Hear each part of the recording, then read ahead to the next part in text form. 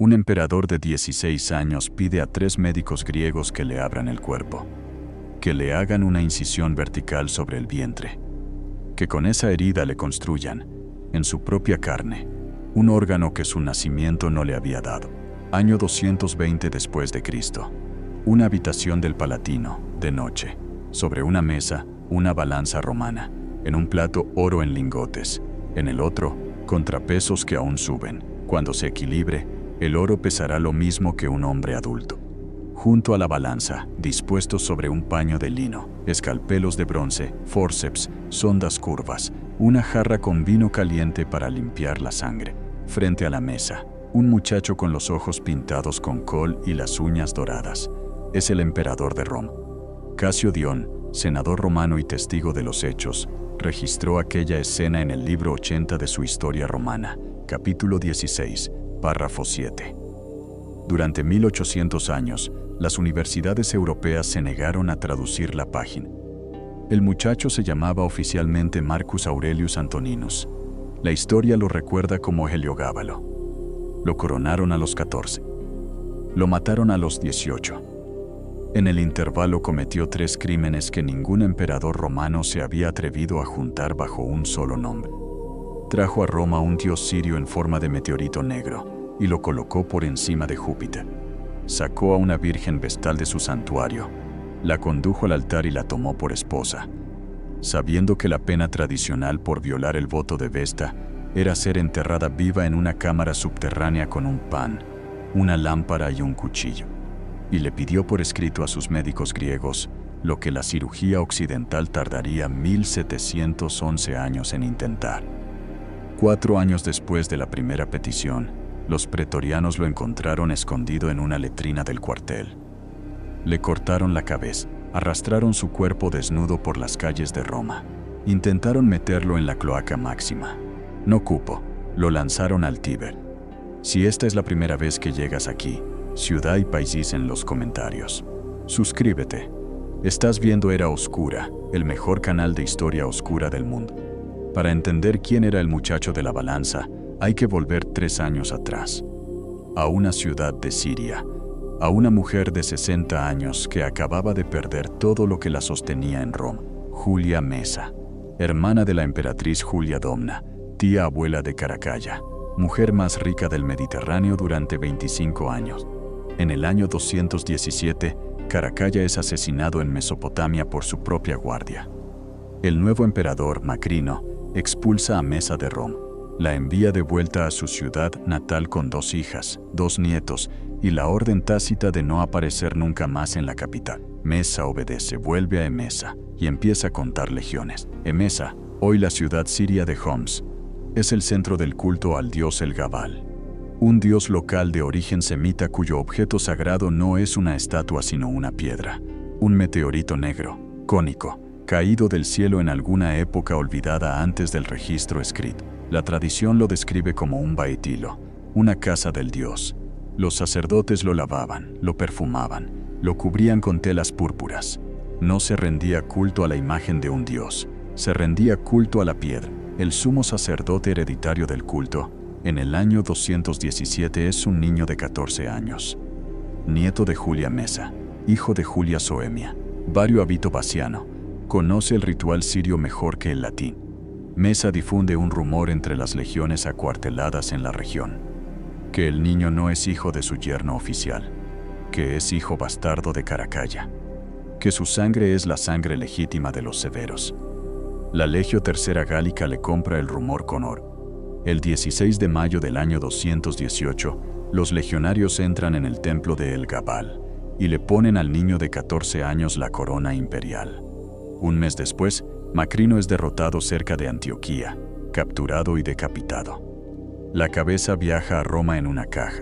Antes de cumplir 15 años, Vario Avito Bassiano es emperador del mundo conocido. El Senado sin alternativa ratifica. El niño es proclamado Marcus Aurelius Antoninus, marzo del año 219. El emperador llega a Roma por primera vez en su vida. Lo acompaña una procesión que ningún romano ha visto antes. A la cabeza del cortejo, un carro tirado por 6 caballos blancos. En el centro del carro, sostenido por sacerdotes de Emesa, el meteorito negro. La piedra ha sido cargada en barco desde Siria, custodiada noche y día. El emperador sacerdote camina frente al carro, hacia atrás, de espaldas a la marcha, para no darle nunca la espalda a su Dios. Ojos pintados con col, uñas doradas, túnica de seda púrpura siria bordada en oro.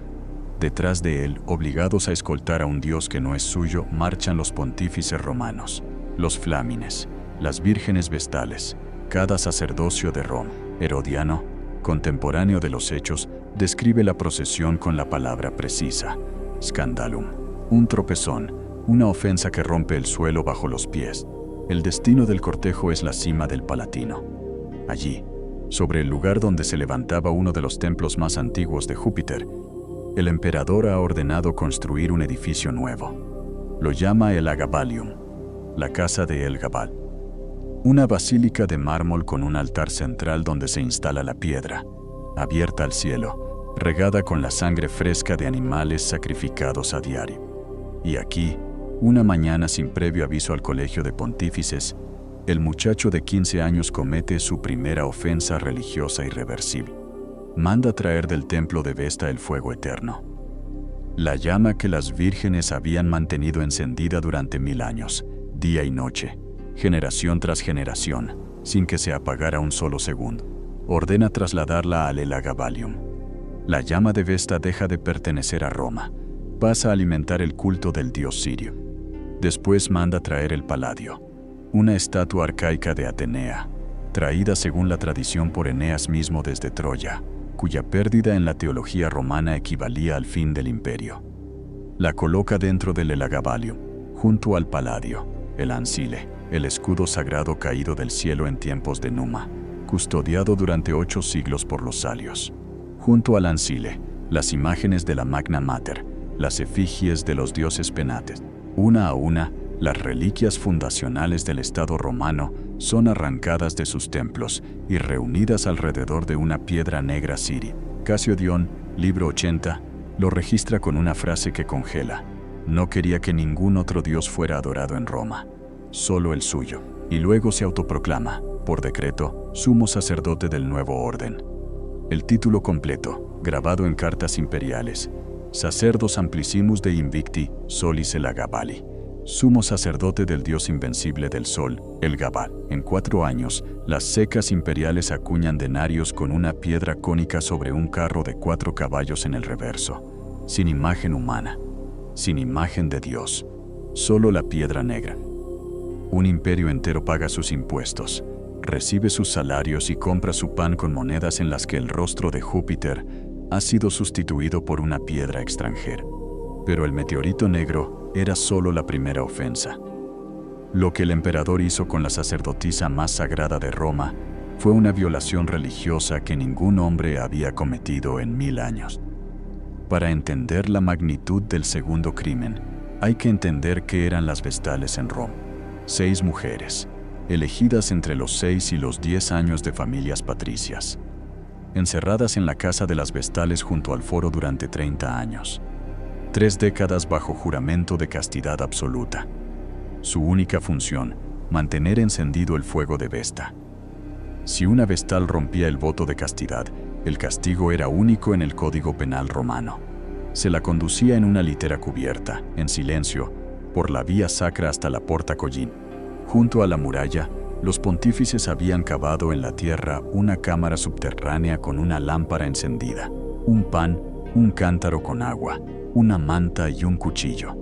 La vestal bajaba viva por una escalera de madera. Los sacerdotes retiraban la escalera, sellaban la cámara con tierra y borraban su nombre de los archivos del Estado. La práctica está documentada desde los tiempos de la República. El último caso conocido había ocurrido bajo el emperador Domiciano, 130 años antes. Aquella vestal se llamaba Cornelia. Su nombre se conserva solo porque sobrevivió en los archivos de la familia que la denunció. Esa era la pena que la ley romana, sin excepción, imponía sobre cualquier hombre o mujer que rompiera la castidad de Vesta. No había indulto, no había recurso. La ley llevaba 1000 años en vigor, y en una mañana del año 220, el emperador Marcus Aurelius Antoninus dio una orden al colegio de pontífices, que abrieran el santuario de Vesta, que sacaran de allí a la sacerdotisa más joven, que la condujeran al Palatino antes del mediodía. Los pontífices obedecieron. Se llamaba Aquilia Severa, 20 años. Le habían tomado el voto cuando tenía 7. Llevaba 13 años sin salir del recinto sagrado salvo en festividades públicas, escoltada, cubierta de blanco.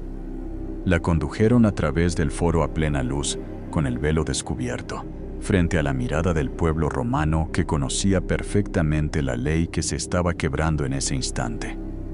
Llegó al atrio del palacio. El emperador la esperaba ya vestido para la ceremonia. La unión se celebró delante de un colegio de pontífices a punto de desmayarse. Casio Dion registra el argumento exacto que el emperador dio para justificar el matrimonio: para que de un sacerdote y una sacerdotisa nazcan hijos parecidos a los dioses. Era una transposición directa de la teología siria del culto a El Gabal, a la institución más intocable de Roma.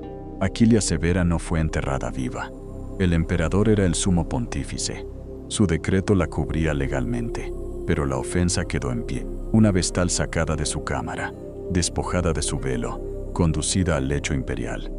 El Senado guardó silencio, los pontífices guardaron silencio.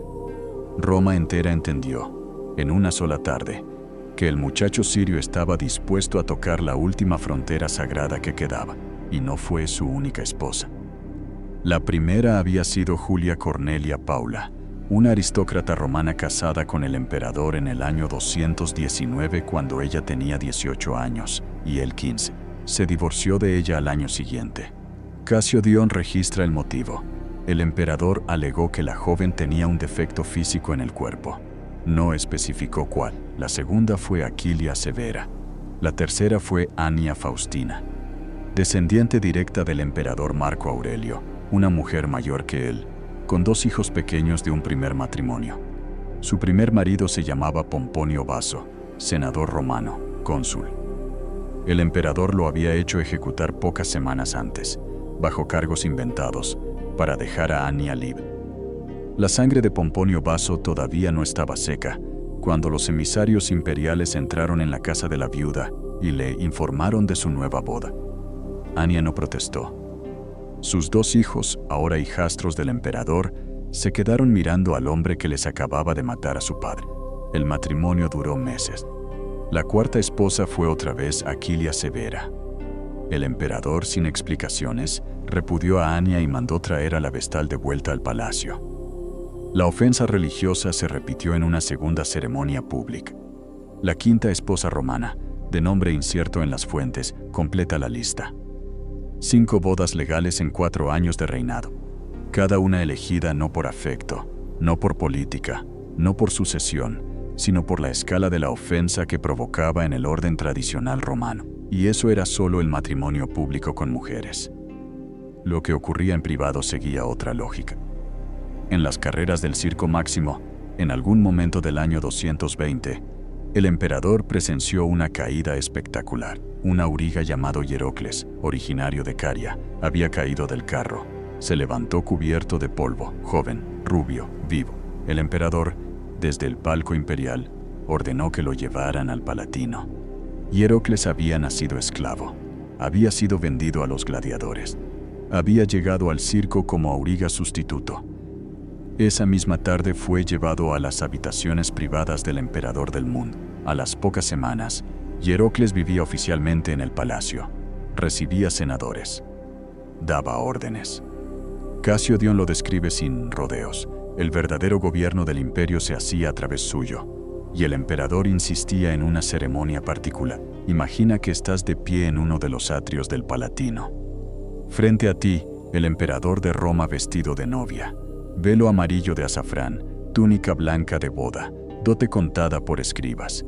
Frente a él, un cochero de Caria que ayer mismo era esclavo. Los pontífices oficiando la unión. Dion registra, en el libro 80 capítulo 15, que el emperador pedía a Hierocles que lo golpeara, que dejara marcas visibles, que le rompiera los labios. El propósito, según Dion textualmente, para que pudiera aparecer en público como una mujer golpeada por su marido. La frase no estaba pensada como metáfora, estaba pensada como protocolo doméstico. Y Heracles no era el único. El emperador mantenía una red de buscadores en todo el imperio, hombres encargados de localizar candidatos físicos para presentarlos en el palacio. Uno de ellos, en el año 221, llevó a Roma a un esclavo llamado Aurelius Soticus, atleta de la ciudad de Esmirna, conocido por una característica física específica que Dion describe con clínica precisión. Soticus fue conducido al palacio. El emperador celebró una boda con él. Le otorgó cargos administrativos. Le entregó esclavos. Y Heracles, celoso, mezcló en la bebida nupcial de Soticus una sustancia que lo dejó incapaz de cumplir su rol esa noche. Al día siguiente, Soticus fue devuelto a la esclavitud. Su carrera imperial duró menos de 24 horas, y los nombramientos del Estado seguían el mismo principio. Casio Dion, libro 80, párrafo 12. El emperador nombraba a sus colaboradores basándose en sus atributos físicos. Un cochero de Caria fue elevado a prefecto del pretorio, el cargo militar más alto del imperio. Un barbero callejero llamado Claudius fue nombrado prefecto de los abastecimientos de Roma. Un cocinero anónimo asumió la administración de las flotas imperiales. No era libertinaje desorganizado. Era una doctrina de selección. El cuerpo desplazaba al currículum. Y todo esto te trae de regreso a la habitación con la que empezó esta noche. Año 220. Una noche de invierno en el Palatino. El emperador tiene 16 años. Sobre la mesa, la balanza con el oro contrapesado. Junto a ella, los escalpelos de bronce sobre el paño de lino. Frente a ella, 3 médicos griegos convocados de noche. Casio Dion, libro 80, capítulo 16, párrafo 7, registra la escena entera. El emperador ofrece sumas enormes. Dion usa la palabra griega hiperbólicas, a cambio de practicar sobre su cuerpo la operación. El verbo griego es sectio, corte, incisión. El objetivo, según el texto, dotarlo de un órgano femenino mediante una herida vertical, hacer permanente en su carne lo que su nacimiento no le había dado. La medicina del siglo III no podía cumplirlo. Los instrumentos existían. Los hallazgos arqueológicos de la casa del cirujano en Pompeya muestran escalpelos de bronce, fórceps, separadores, sondas, cánulas, todos los útiles necesarios. Pero la cirugía interna sobre tejido vivo, sin anestesia química, sin antisepsia, sin transfusiones, no podía sobrevivir a la pérdida de sangre. Los médicos griegos lo sabían. Tomaron el oro. No realizaron el corte. El emperador insistió. Convocó a otros médicos. Pagó más oro, una y otra vez. Dion registra varias sesiones documentadas en el mismo libro. Ninguna terminó con la incisión. Dion registra también otro detalle del mismo capítulo. El emperador prefería que se le llamara, en las audiencias privadas, no dominus, señor, sino domina, señora. No imperator, sino imperatrix. Y Heracles tenía instrucciones de presentarse en público como su marido. El protocolo de palacio empezó a registrar al emperador como esposa. Detente, procesa esto. En el año 220, un emperador de 16 años pidió por escrito a sus médicos lo que la cirugía occidental tardaría 1711 años en intentar. La primera operación documentada que se aproxima a aquella petición se realizó en una clínica de Berlín en 1931. Durante 1800 años, las universidades europeas se negaron a traducir el párrafo de Dion. No porque no entendieran el griego, porque entendían perfectamente lo que decía. Y mientras el emperador ofrecía a sus médicos griegos el peso de un hombre adulto en oro, la mujer que lo había puesto en el trono empezó a contar los días que le quedaban de vida a su propio nieto. Julia Mesa había construido a su nieto pieza por pieza. Lo había puesto en el trono a los 14 años con una mentira pagada en oro sirio. Había sobornado legiones. Había convencido al Senado. Había soportado durante 3 años cada escándalo religioso, cada matrimonio público, cada nombramiento por atributos físicos. Tenía 60 años. Era la mujer más poderosa del imperio. Y comprendió antes que nadie que la dinastía severa estaba a punto de extinguirse en su propio nieto. Mesa tenía un segundo nieto, Marco Julio Gesio Vasiano Alexianus, 13 años, hijo de su segunda hija Julia Mamea, educado en latín y en griego, lector de los estoicos, tranquilo, convencional, romano en el sentido del Senado, no en el sentido del templo de El Gabal. En junio del año 221, Mesa convenció al emperador de que adoptara a su primo como hijo y heredero, César. El título reservado al sucesor designado le vendió la idea como una prudencia dinástica. El emperador aceptó. El primo pasó a llamarse Marco Aurelio Severo Alejandro. Las monedas con su rostro empezaron a circular junto con las del emperador. El muchacho de 17 años entendió la jugada con 2 meses de retraso. Casio Dion registra las órdenes verbales que dio para que Alejandro fuera asesinado discretamente. Los pretorianos las sabotearon. Las repitió. Las sabotearon otra vez, una tercera vez, una cuarta. La maquinaria militar del imperio se hacía a la sorda. Los pretorianos ya habían escogido. Y Julia Mesa, que 36 meses antes había sobornado a esos mismos pretorianos para coronar al primer nieto, ahora pagaba al mismo cuerpo para proteger al segundo. La abuela que lo había hecho emperador era la arquitecta de su sustitución. No por crueldad, por aritmética. 11 de marzo del año 222 después de Cristo. El emperador, ya cumplidos los 18 años, salió aquella mañana del Palatino acompañado por su madre Julia Soemia. Su destino era el cuartel pretoriano, el Castra Praetoria, en el límite norte de Roma. Iba a celebrar una ceremonia oficial. Presentaría a su primo y heredero ante la guardia, reafirmaría su autoridad, restablecería su mando sobre las tropas que llevaban meses obedeciéndolo a regañadientes. Cuando entró en el patio del cuartel, los pretorianos en formación gritaron el nombre de Alejandro, no el suyo. El muchacho de 18 años, vestido aún con la túnica púrpura y el manto sacerdotal sirio, intentó imponerse. Ordenó arrestar a los soldados que habían vitoreado. Ordenó ejecuciones inmediatas. Los oficiales no se movieron. Los soldados no se movieron. El silencio del patio era el sonido de un imperio decidiéndose en tiempo real.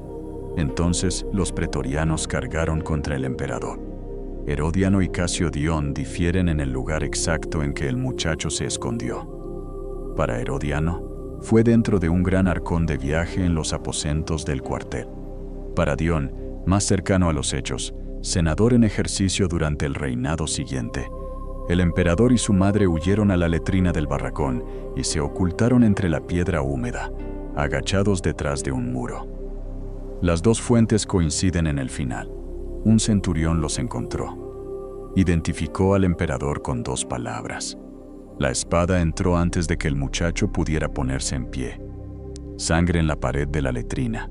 La segunda hoja alcanzó a Julia Soemia antes de que pudiera gritar. Le cortaron la cabeza al muchacho con un golpe seco. Le arrancaron la túnica de seda púrpura. Le ataron los pies con una cuerda y empezaron a arrastrarlo, desnudo, fuera del cuartel. Lo arrastraron por la vía nomentana, después por la vía sacra, después por el foro. La piel del muchacho se desprendía contra las piedras de granito. Los soldados que lo arrastraban se detenían cada tantos metros para que los romanos pudieran ver el cuerpo. La cabeza la llevaba aparte un centurión, sostenida por el pelo, mostrada al mismo público que 2 años antes había aplaudido la procesión del meteorito negro. Aquella tarde el público no aplaudía, tampoco lloraba, miraba. El cortejo improvisado se detuvo frente al templo del Foro Boario, donde la Cloaca Maxima, el sistema de alcantarillado central de Roma construido 6 siglos antes por los reyes etruscos, desembocaba en un canal de piedra abierto sobre el Tíber. Los pretorianos intentaron meter el cuerpo del emperador por la abertura. El cuerpo no entró. Casio Dion registra el detalle con precisión administrativa. La abertura era demasiado estrecha. El imperio que había arrancado el fuego de Vesta para una piedra siria no podía deshacerse de su propio emperador como se deshacía de sus excrementos. Los soldados ataron al cadáver una piedra pesada de las que se usaban para sujetar embarcaciones. Lo cargaron sobre la pasarela del Ponza Aemilius, el puente más antiguo de Roma, y lo arrojaron al Tíber. El cuerpo se hundió de inmediato. La cabeza fue lanzada después, por separado. El Senado se reunió en la curia esa misma tarde. Por aclamación unánime votó la damnatio memoriae. Borrar el nombre de Marcus Aurelius Antoninus de toda inscripción pública del imperio. Fundir todas las monedas que llevaran su rostro. Reemplazar su memoria con un silencio oficial. El meteorito negro fue devuelto a Emesa por carros pretorianos. El Elagabalium fue reconsagrado como templo de Júpiter. El fuego de Vesta volvió al santuario de Vesta. Aquilia Severa, repudiada, desapareció de los registros. Hierocles fue ejecutado. Aurelius Soticus, devuelto a la esclavitud, fue asesinado discretamente. Y Marco Aurelio Severo Alejandro, primo de 13 años, fue proclamado emperador antes de que cayera la noche del 11 de marzo. El nombre de Marcus Aurelius Antoninus fue borrado de la piedra y del bronce. Pero el imperio dejó 2 apodos en circulación, apodos que ningún senador podía prohibir porque los gritaba la plebe. Tiberinus, el del Tíber. Tractitius, el arrastrado. Y junto a esos 2 apodos sobrevivió un tercero, dado por sus propios sacerdotes, llevado por las monedas a cada provincia del imperio antes de la damnatio. El nombre del dios de la piedra negra. El nombre que el muchacho había llevado desde los 6 años en el templo de Emesa. Heliogábalo, el sumo sacerdote de Elgabal. El Senado pudo borrar el nombre imperial. No pudo borrar el nombre sacerdotal. 1800 años después, ningún historiador llama a aquel emperador Marco Aurelio Antonino. Lo llaman por el nombre que él habría aceptado y que sus enemigos habrían rechazado. Heliogábalo. La damnatio memoriae, vista a esta distancia, hizo exactamente lo contrario de lo que se proponía. Borró al emperador romano. Dejó intacto al sacerdote sirio. Y queda una sola pregunta colgando sobre todo lo que has visto esta noche.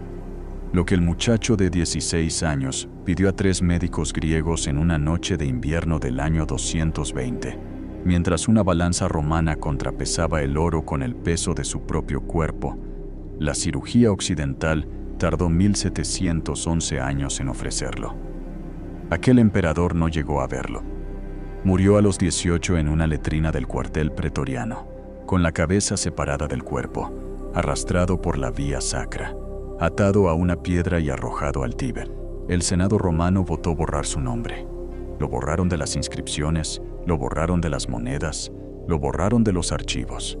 No lo borraron del río. El río no olvida, y 18 siglos después, todavía lo llamamos por el nombre que sus enemigos habrían odiado más que ningún otro. Heliogábalo, el sacerdote del dios negro, el emperador que pidió un bisturí, Tiberinus, Tractitius, aquí en era oscura.